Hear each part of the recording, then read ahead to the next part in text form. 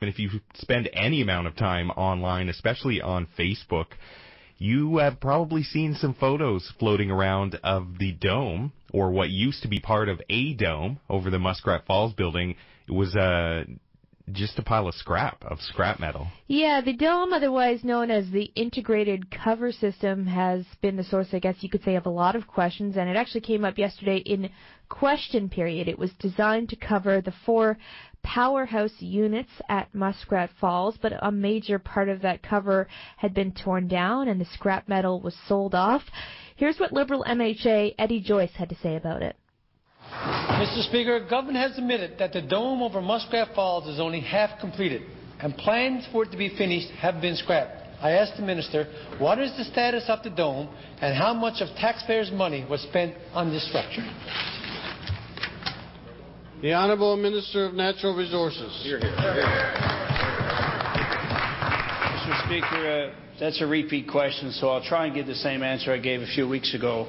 The decision of the dome was stalled. Mr. Speaker, tried to advance production in the building in Muskrat Falls. They built half the dome, Mr. Speaker, and then they decided to not build the other half and pick up in other ways in terms of productivity. Order, please. Mr. Speaker. So that was the decision, Mr. Speaker. But as I said at that time, there's no additional cost to taxpayers. That's the cost of the stalling, Mr. Speaker. So there's no additional cost. They've built half to use for half the powerhouse, Mr. Speaker. The other work's going to be done in the spring and the summer in hopes of adding additional batch plants to pour more cement. So that's their approach, Mr. Speaker, but no additional cost to the project and no additional cost to ratepayers. The Honourable Member for the Bay of Islands. Mr. Speaker, government has decided not to finish the dome construction and will leave units 3 and 4 uncovered.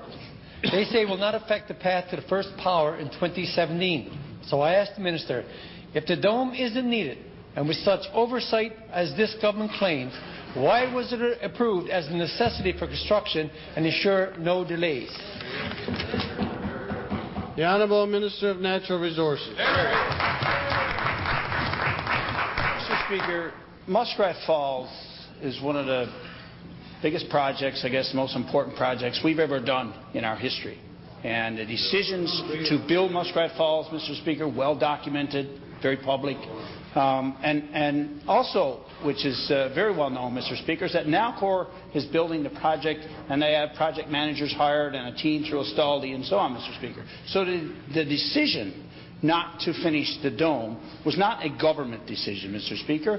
Nalcor made the decision as project manager, Mr. Speaker, in the best interest of the project, because our focus, Nalcor's focus, as directed, is to build the project, try to keep it on time, try to keep it on budget, Mr. Speaker, in the best interest of the ratepayers of the province. Order, please.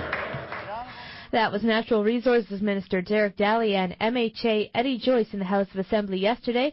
And coming up after 7 o'clock, we're going to talk to Desmond Sullivan. He's the blogger who published photos of the scrap metal, which apparently came from the Dome project.